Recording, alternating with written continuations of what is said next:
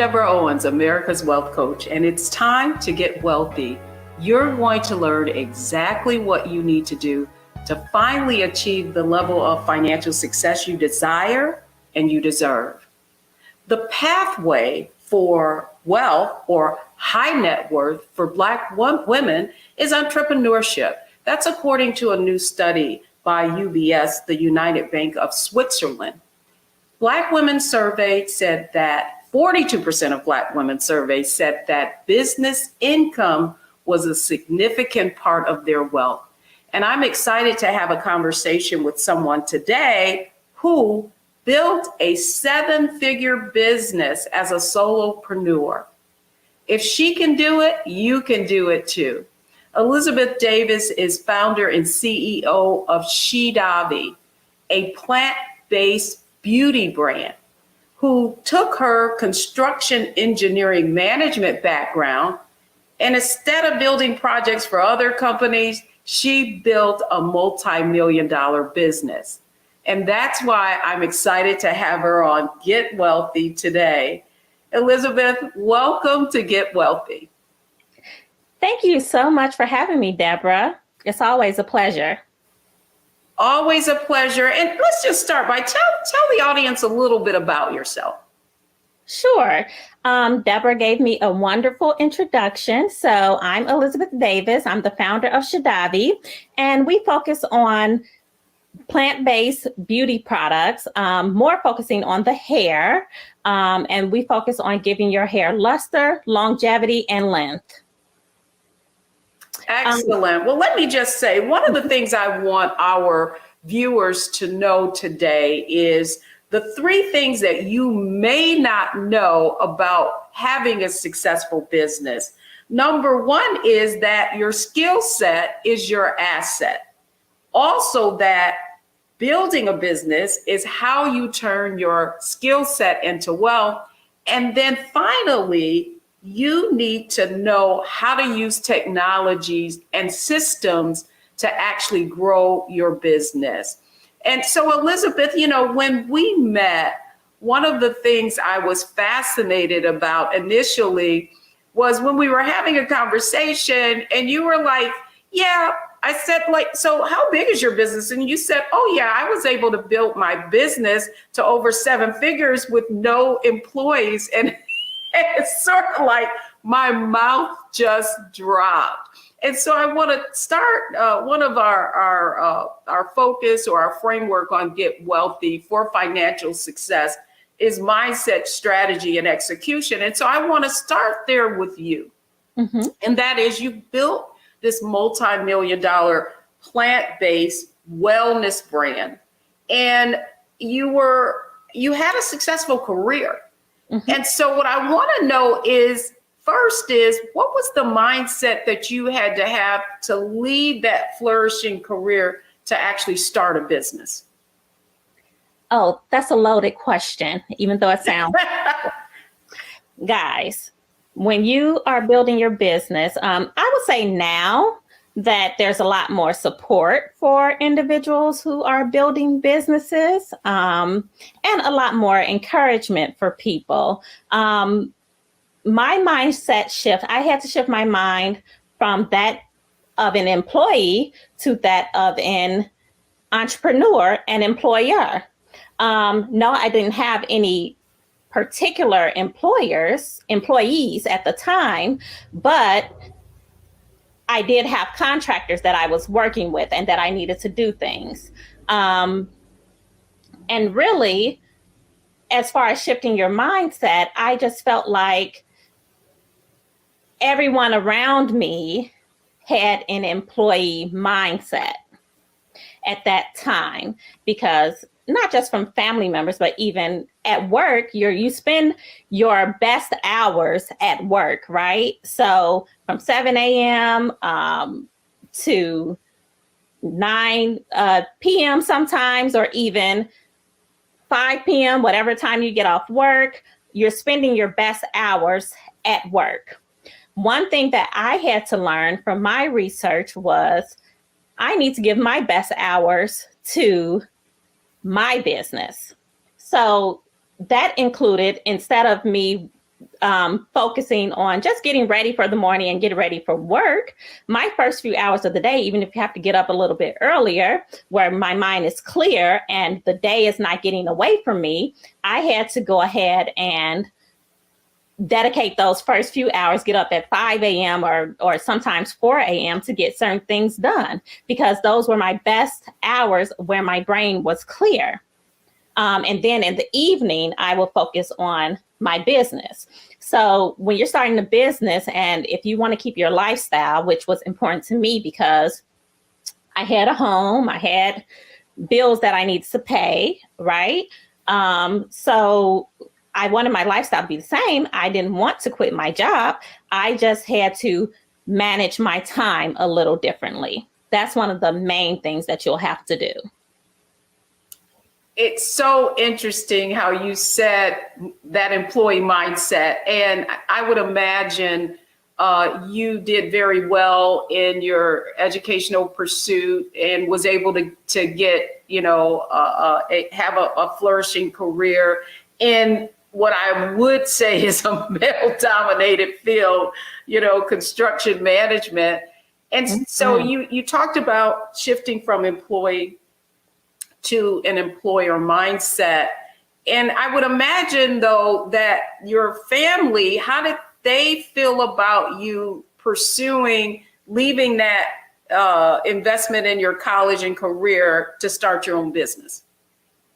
Well, I think through my casual conversations with my family, they knew how much I complained about my job, number one. But I knew that was going to be, they just didn't know how or when, right? Because there were days where I'd be like, oh no, I'm just going to quit today. And then my mom will have to talk me back down and say, well, wait a minute, no, quit today. Why don't you? She'll say, okay, hold on. And then I'll get through the day. I'm like, okay, well, no, today wasn't a bad day, right? And that's another thing that brings me to another mindset shift. Understanding your employer too, because when you're shifting your mindset from an employee to an employer mindset to an entrepreneur mindset, you will begin to have a better understanding of your employer and why they did the things they did, why things operate the way they operate.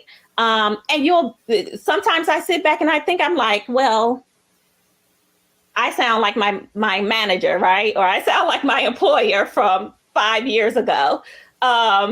Because there are certain things that as an employer that you have a different perspective than you did as an employee of things needing to get done. And then also just thinking about the future of the company. So that's a big thing there.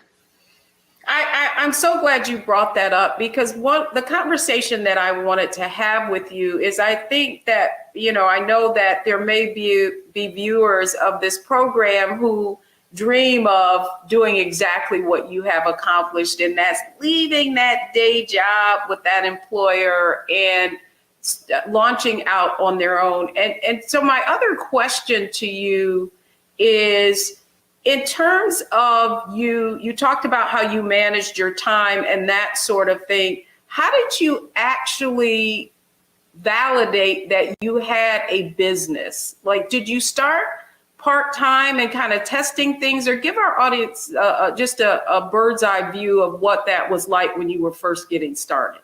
Yeah, sure. And I think this can work for any business, no matter which field that you want to go into. Is number one, is this something that you even desire yourself? Like a lot of companies like, oh, I have to have a focus group and spend all this money. No, you don't.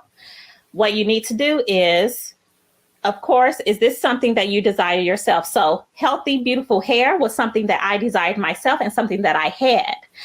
And yes, I have my hair in a ponytail today, but you guys can see I do have length. But when I first started my company, and before, when I was validating my idea, people on the street, when I would straighten my hair or blow dry out my hair, like just a few weeks ago, I blow dried out my hair. I hadn't even finished my hair. And a lady was like, is that all your hair? Like, so things like that will give you a clue as to what you should be doing. Now, if you have something that's more of a software or even a product or something that you want to start, is just even listening to conversation of like when you give suggestions to people or listen to people's problems, what you want to understand is, are you solving a problem that people have? And if you can get that understanding, then also say, you know, is this a problem that people have?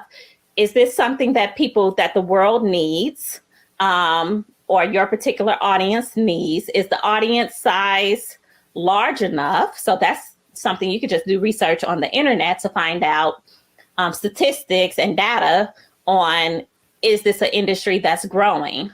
And then also just talking to friends and family and people that support you and people that are honest with you too, on ideas and things like that, that you have. So that's how I validated my idea. And my focus group was simply a text message.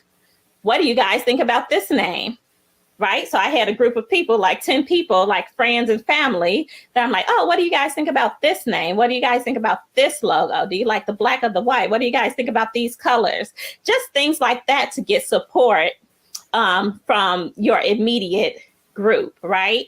Then another thing you can do is just really just doing your research on the internet, reading books, listening to Audible books on historically things that have been done. Like, for example, a book that I just started listening to last night, excuse me, it's called The 10 Habits of Rockefeller. It's some of the things in the book is kind of outdated because it was written in the 2000s, the early 2000s, but some of the things are still relevant now as to how you run in your business when you actually have employees, because that's more on where I am, is where you have employees, what's the next steps.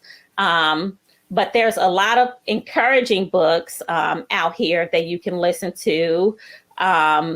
Like there's a book, this is perfect for you guys. And this is one of my favorite books. I listened to it more than once. Think and Grow Rich for Women.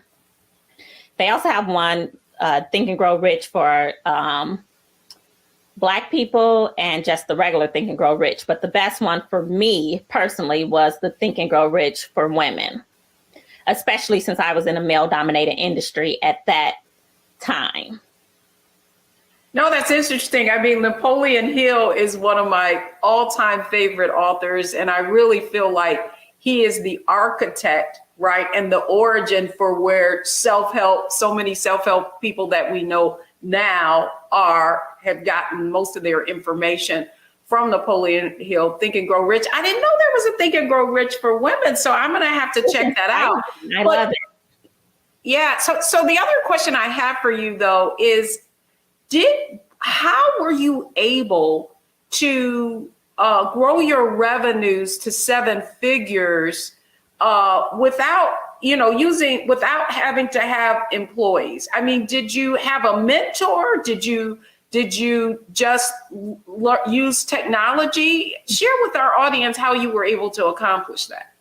So guys, initially, things are really busy these days, and they're getting, busier and busier. So for me, I did not have a mentor. In the construction field, I had like a few mentors, but of course, all those people are, again, employees. Now you're looking for a new mentor.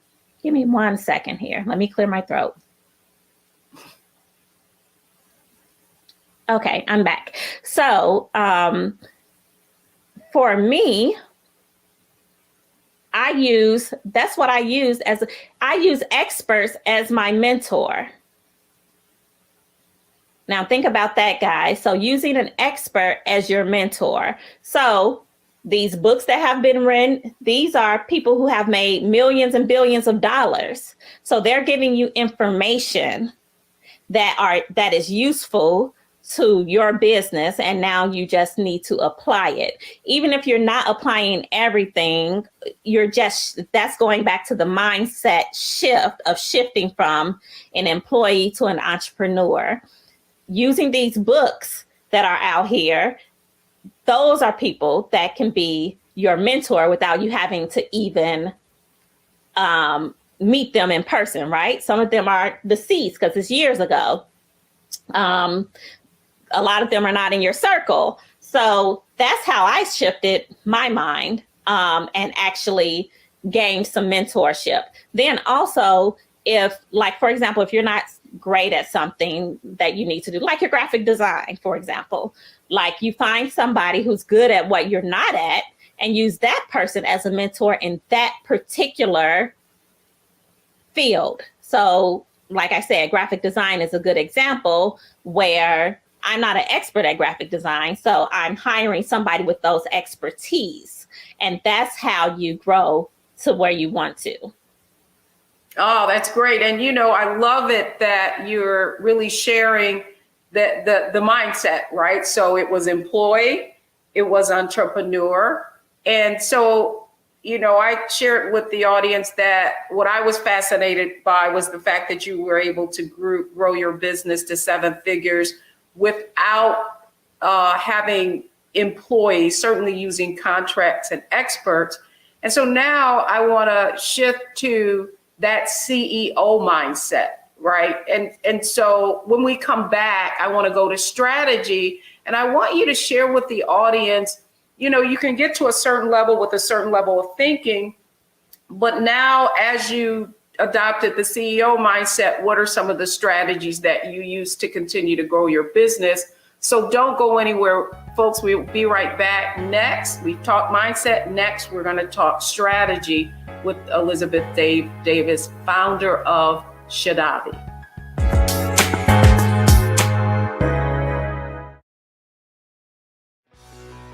Let's be honest, as successful women, we're crushing it. Maxed out 401k and Roth IRA? Check. Aggressive savings and investments? Check. Yet, the freedom our success was supposed to buy can leave us stuck on the 6-figure hamster wheel, watching retirement slip further down the road. There's another way. Get coaching courses and community at wealthyu.com.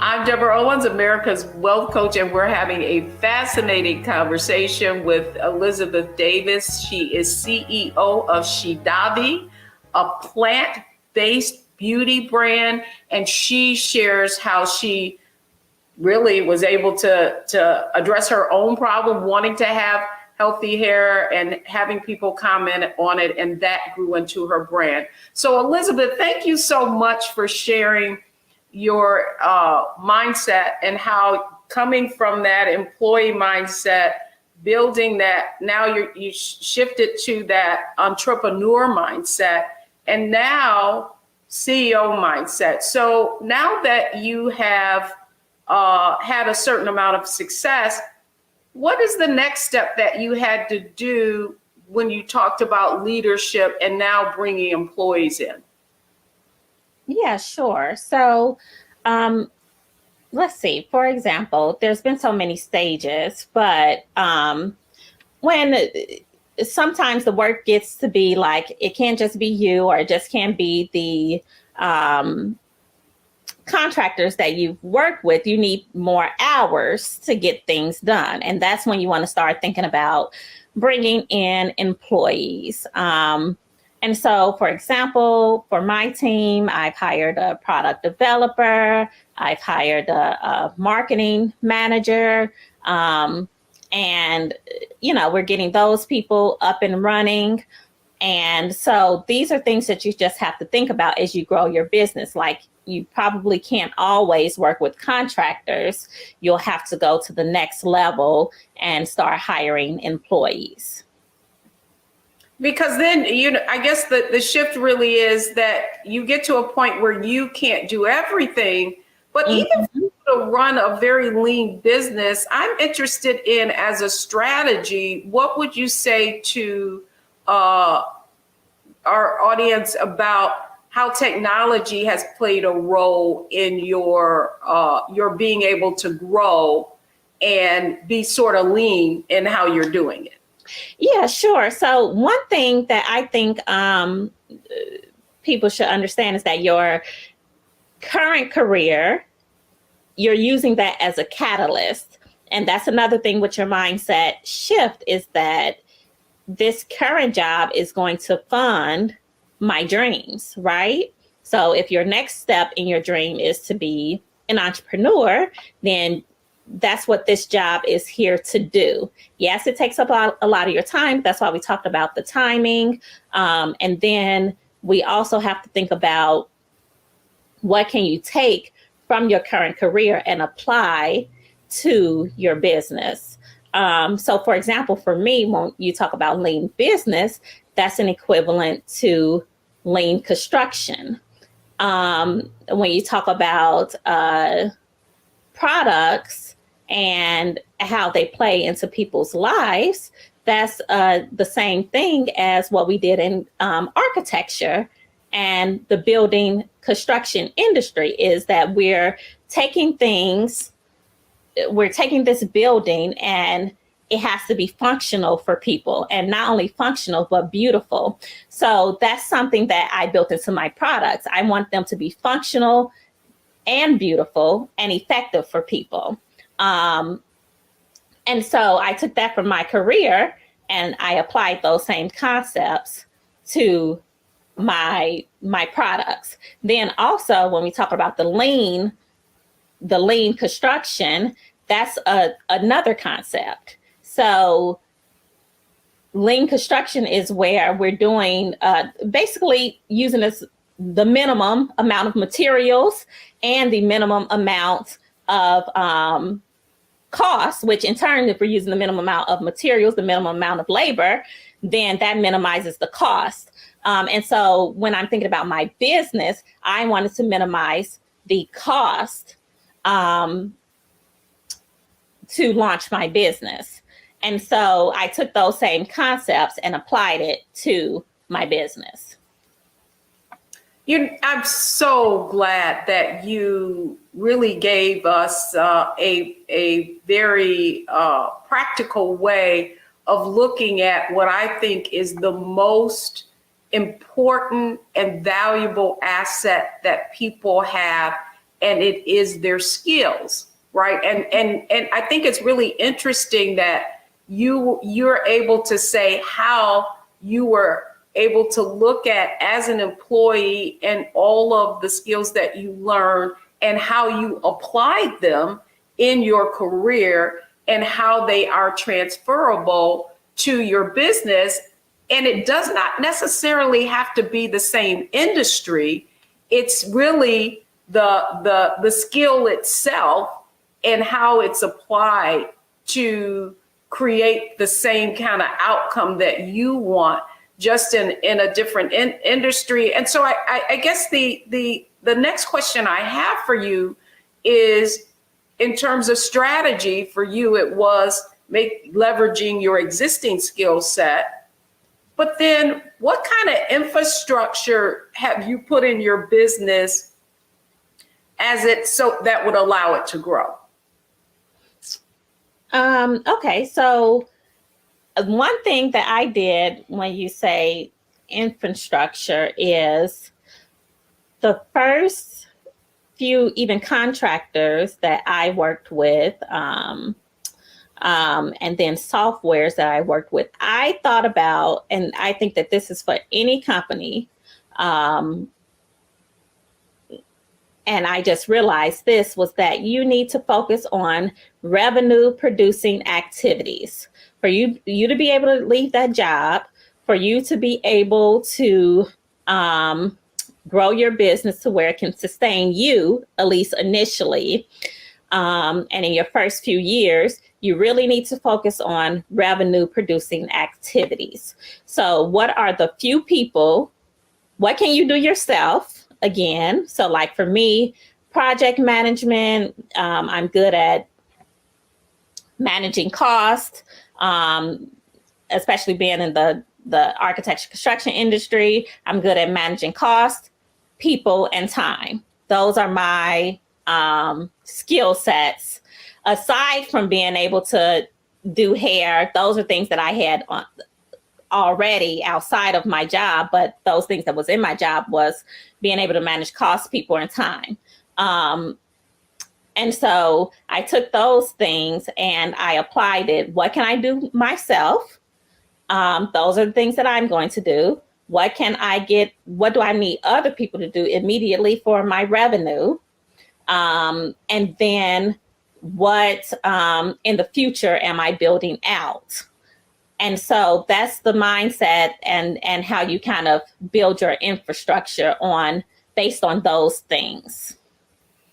Well, something interesting, and coming out of sales and being a business owner, nothing happens without a sale. So I do love that you are really telling folks to focus on revenue generating activities. Yeah, you need a brand. Yeah, you need a website and all of that. But at the end of the day, are you getting a return on investment, and are the effort that you're giving every day really resulting in an outcome of growth? So to that end, you're in the manufacturing business. Do you manufacture your own products? And how are you able to take it from that product to the sales and be profitable? Okay, yeah, sure. So when we're thinking about reducing costs, back to reducing costs, when I first created Shadavi, our flagship products is our healthy hair vitamin, our whole food hair vitamin. It's an all herbal vitamin, and then our hair and scalp growth elixir. So we have these two products. That was another one of my lean strategies. Was I wanted to create something that looked really good, because especially at the time, if people were launching products, they weren't the most professional looking products, but I wanted mine to be as close to professional looking as possible, because I felt like that would sell. The appearance of my product will sell the product. So the branding was important. The website was important, but I found people who could do what I needed them to do at the prices that I could afford at the time. And then also, it's just like anything else in life. It's like some things you splurge on, and some things you are saving on, right? So you have to have that balance. And so I launched my two flagship products, which, like I said, that was reducing the cost by only having two products rather than having so many products. And that's pretty much what I did. Did I answer your question, Deborah? Yeah, you did. I mean, I think, one of the things I'm intrigued about is the fact that you are in a very competitive field.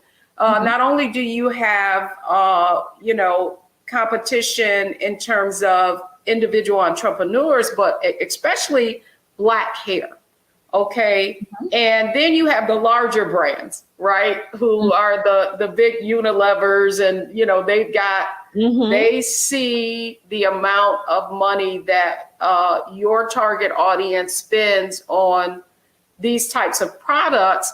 And so I'm really intrigued with how you were able to market. And so how did you market your brand? How did you get people to buy it? Was it word of mouth?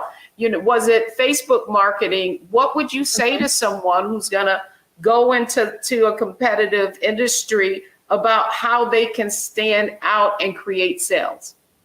Yeah. So I think initially with your business, what's going to sell is you, because you understand your products. Like when I first launched Shadavi, and you understand the brand and what you created it to be. Or whatever that is, whether you're selling engineering services or medical services or goods, like nobody's going to sell it like you, especially initially. So for me, like I did Facebook ads, but my first Facebook video that I made, it was trash. I did not know how to make videos. That was not, it was terrible. So then what I had to do, I found, I was somewhere online and I found a person who taught you how to use a DSLR camera. And so, yeah, camera phones are better now, but you guys know that 6 years ago, camera phones were not good, right? You can make a video now with your own phone, but that was not the case. So I had to buy one of those cameras, and then I bought the document where she explained step by step, and watched the videos where she explained step by step how to make a video. My next video was golden. So I had that video, and guys, I did not care to be on in any ads or on YouTube or anything like that, but you have to do what you have to do to sell your product initially, especially if you don't have the funds to pay people to make videos and things like that. You can do this yourself initially. And so you put your script together, and I put my video together, and then that's how we really broke out even more sales at that time, because the word was getting out, because social media was word of mouth. Now, I mean, it still is a little bit more competitive, like, for example, on the Facebook Marketplace, or if you have Google ads and things like that. So you probably do have to get someone to help you with those things. But again, decide what you can splurge on and decide what you can save on. Well, I do think that it's important for folks to know, if you're going to start a business, you look at someone having your sort of success and you wonder, wow, can I make that? Can I do that? Can I make that investment? I'm sitting in this office right now and I'm thinking about how I can transfer my skills to really create a business that I love and I dream, and I'm not waking up every morning, as you said, say, is this the last day? Am I going to put in my notice today? So I was really tickled by that, because boy, did that bring back memories. But I think the other point that you're making is like, you were the face of the product. And one of the other points that I wanted to make, or acknowledgments I wanted to make, is that you actually got featured in Oprah's magazine, and your product, the Elixir, was voted #1. And so I'm fascinated with how they found you, and also, did that really have an impact on your business? Yeah, sure. So we were featured in Oprah magazine online, and I did not know the writer beforehand or anything like that, but she just found us on Amazon. Our products were listed on Amazon, and that's how she found us. And the vitamin was actually voted #1. The Elixir was like number 5 or 6, maybe 7 on the list of oils. And so just by, again, like when you have your social media, if you're on Amazon, and just being different places online to be seen, is how sometimes you get included in lists and things like that you didn't have anything to do with. Now, that was one of my manifestations was, I want to be in Oprah magazine. And so we were online in the Oprah, in an Oprah article, which was great. So things happen when you dream about them and you manifest and you do different things. You don't even know it's coming, and it'll happen. And so what would you say, though, to someone who gets that kind of media, and how you leverage that? So did you use that as a way, once you got that kind of exposure, to leverage it in other places to really kind of validate that, hey, we're in Oprah magazine? Yeah. So, like, for example, when you're in different places, you can have a press page on your website. You can send it out through your email list, or just share it on your social media, share it on your website, like we have it on our website, just to share this validation that people, other reputable companies are looking at your brand and believe in your brand. So that's just another form of validation. Yes, and it's social proof, if you will. So finally now, Elizabeth, when we come back, I really want to talk about execution and what you have done now to really, now that you've had your foundation, you started hiring employees, what have you done to now what do you have to do in order to accelerate your financial growth, particularly in this environment of, coming out of the pandemic? Well, I don't know if we're out of it yet, but right. All of this inflation that you're experiencing with products. So when we come back, we're going to talk to Elizabeth Davis, founder and CEO of Shadavi, about how she is faring and how she has to execute in what is a pretty volatile time as it relates to the economy.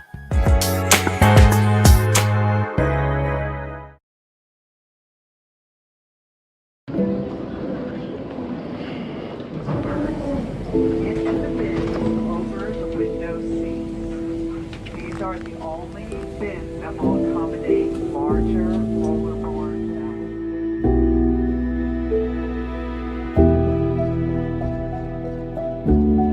They put 10 in here? 10, and you don't come out till you die. And you eat him, you poop him. Oh my God. So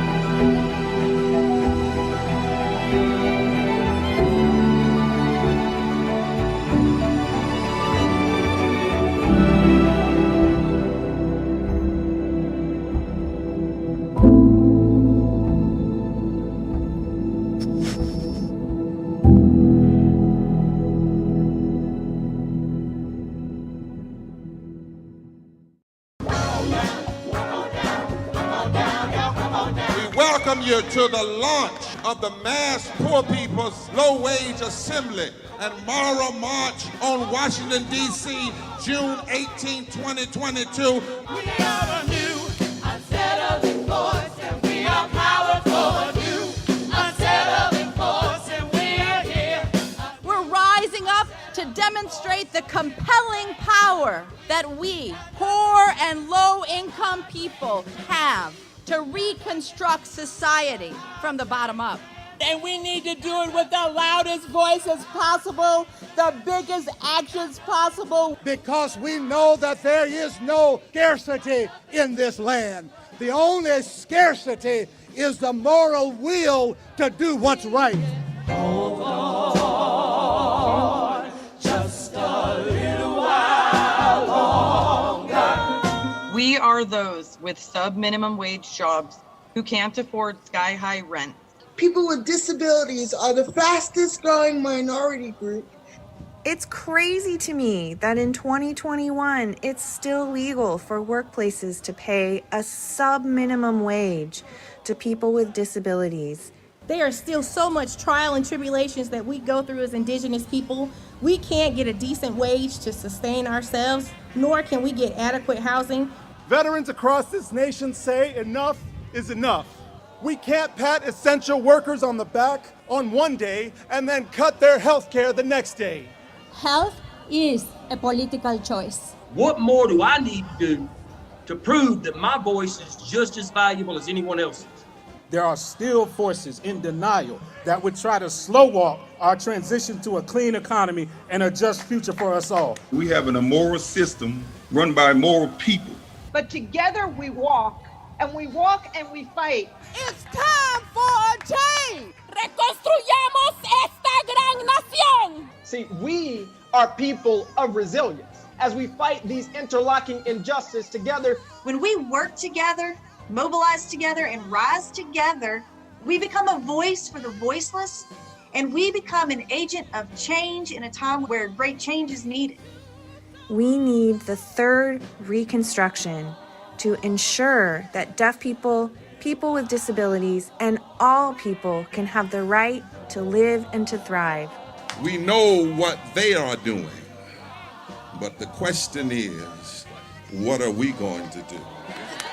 Reconstruction begins when we change our mentality and say it's time for you to get your foot off of my neck.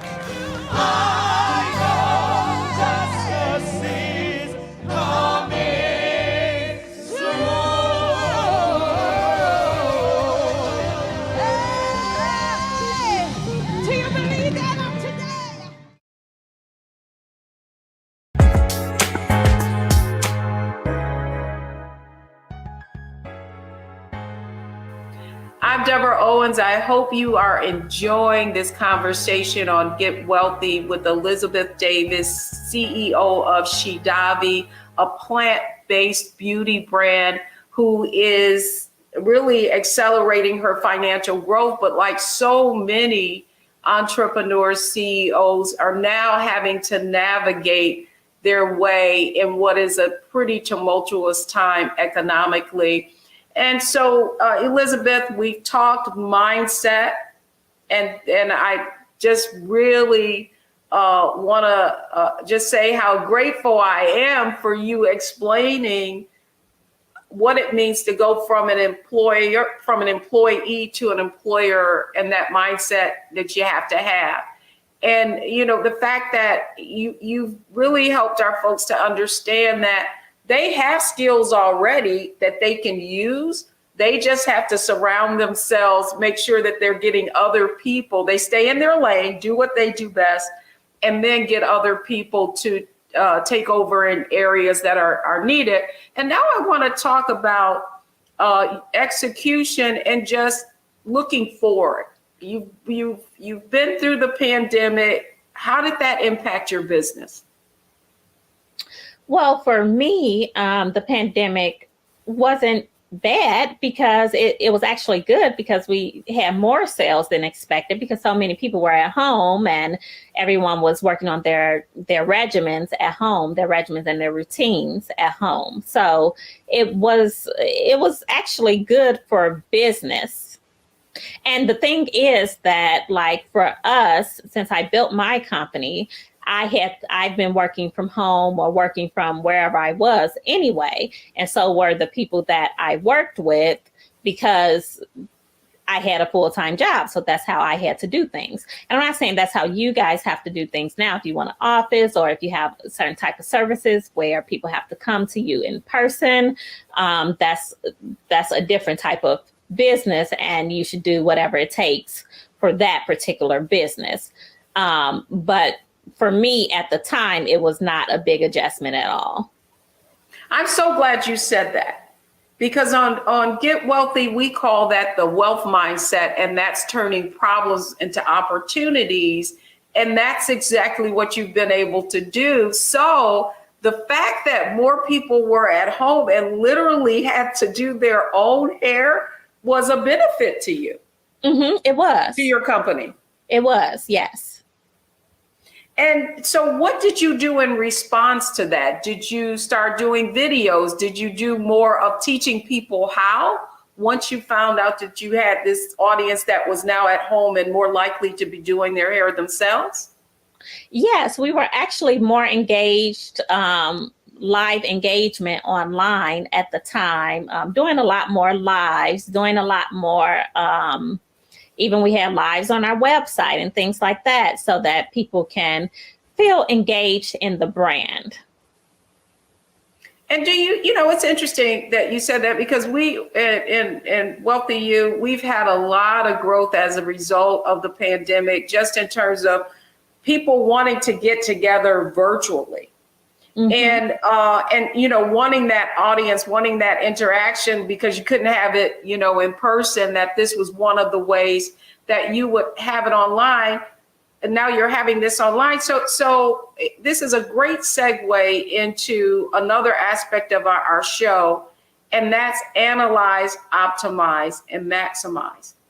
And as you think about maybe someone watching this show and they're in business right now, and maybe they've hit a lull, and maybe they need to think about things a little differently, I'm interested in how you look at your business, especially because of your background and understanding how to manage cost and optimize different things.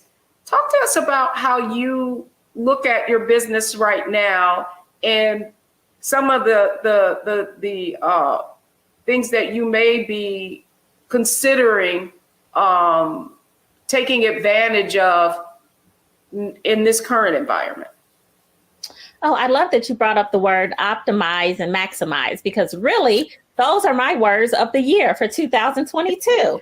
All right. Yes, because like when you've had a business for a certain amount of time, like we're over 5 years now, we're going into our 6th year.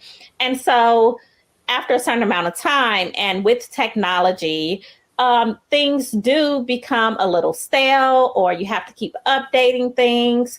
So one thing that I'm doing is like the programs that we have now and the team is working on optimizing what we have. We're getting rid of things that are no longer serving the business. So any platforms, any additional costs, that's how you keep staying lean too.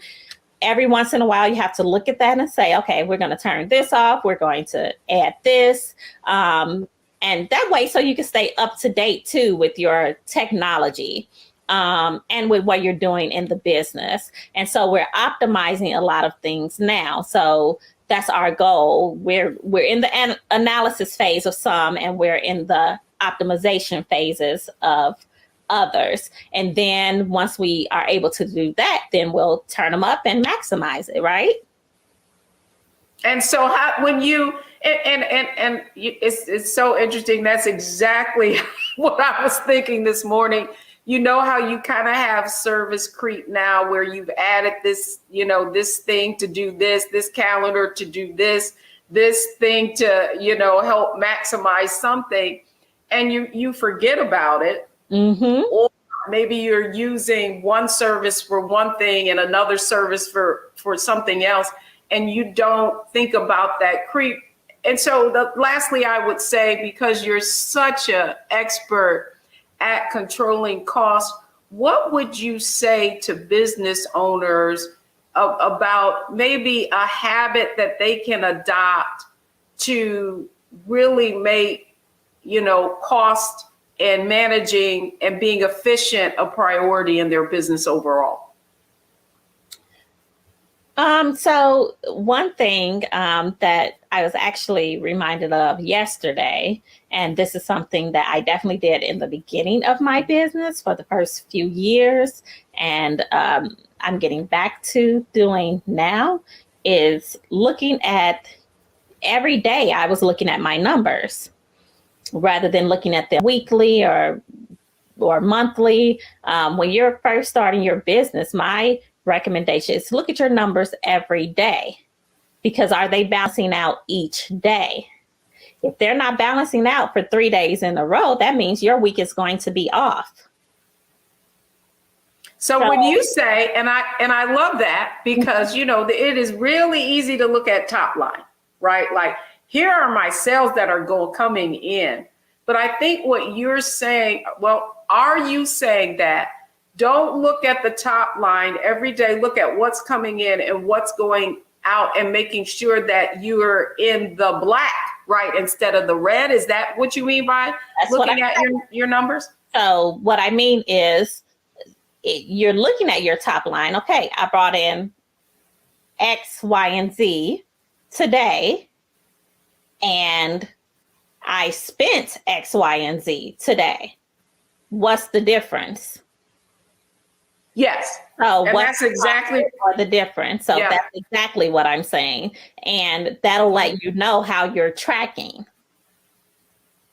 Oh, this is a great way to end this show, Elizabeth Davis, because as someone who loves numbers, I often say you cannot manage what you do not measure. So Elizabeth Davis, CEO of Shadavi. Thank you so much for sharing how you shifted from an entrepreneur, from an employee to an entrepreneur, and now CEO. Thank you so much for investing in our audience today.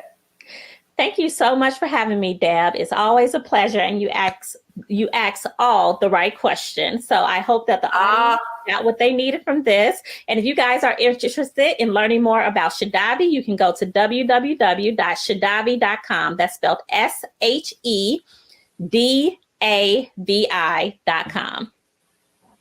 Absolutely. We would be remiss if we didn't mention all of the fabulous products that you have that really, unlike so many brands, you focus on health, and and your products focus not only on the outside beauty, but on the inside. I've done my homework. Yes. Thank you so much, Elizabeth Davis. And when we come back, I'm going to share with you the 3 takeaways from today's show. So don't go anywhere. We'll be right back.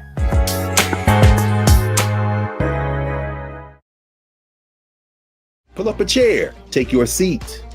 The Black Tape with me, Dr. Greg Carr, here on the Black Star Network. Every week, we'll take a deeper dive into the world we're living in.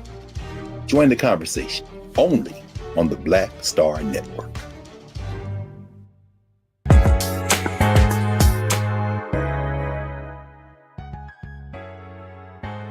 Welcome back, everyone. I hope you enjoyed today's show on Get Wealthy and our conversation about how to shift from that employee mindset to that CEO mindset. And if you have entrepreneurship in your future or you're considering it, here are the 3 takeaways from today's show. First is plan your exit strategy. Don't quit your day job. Like the advice that Elizabeth Davis gave you, is while you're on the job, begin to develop those habits that are going to help you become a good CEO. Next, validate your product and ideas. She shared many, many ways that you can do that without it costing you anything. Ask your family and friends. Listen to what other people are saying. But most importantly, and that's exactly where we ended today, analyze the data. Make sure that you understand not only if you're making sales, but if you're making a profit.